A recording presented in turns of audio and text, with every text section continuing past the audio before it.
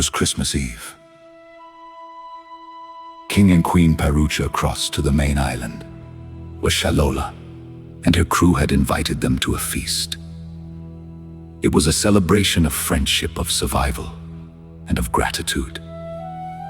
Though the king kept one hope quietly in his heart, that somehow, before the new year, they might find a way back to Gistlidia. The old tavern glowed with warmth against the winter night. Thanks to Doc Moulton, a magnificent banquet awaited them. A great hog roasted over the fire, filling the room with mouth-watering aromas. Wine, ale, and cider flowed freely, while flutes and fiddles filled the air. Sailors sang with joyful voices, and before long, everyone joined in. For the first time in many years, the king and queen were welcomed to the head of the table as true royalty. The king offered thanks to the Lord, and together they shared the meal. As the evening unfolded, stories were told. Stories of courage and loss, of laughter and hardship. With no children present, nothing was hidden. Every triumph, every mistake, every sorrow was spoken honestly. Tears were shed, bravery was honored, forgiveness was freely given, and hearts that had carried heavy burdens for far too long found peace. It seemed as though the Lord himself had drawn near, filling the room with hope on that cold Christmas night. At last the feast came to an end. Shallolah stepped forward with a smile.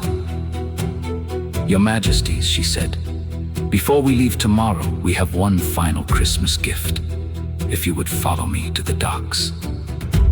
The king looked puzzled. "But we have nothing to give you in return." Shallolah gently shook her head. "You've already given me more than you know. Sharing your adventure and gaining true friends has been a greater treasure than any gold. Please, allow me to bless you one last time." Together they walked through the crisp night, singing Christmas carols that blended with lively sea shanties. Laughing, they declared them Christmas shanties, their voices carrying across the quiet harbor. As they reached the docks, the king stopped in amazement. Moored before them was a beautiful ship with her sails neatly furled across her bow. In proud letters was written one simple name: Faith. Shallolah bowed before the king and queen. "Merry Christmas," she said. "She is yours. She will carry you home." The queen's eyes filled with tears as she embraced her dear friend. "How can we ever thank you for such kindness?" "You have already thanked me," Shallolah replied. "After all you have endured, you deserve a way home. Please accept my gift."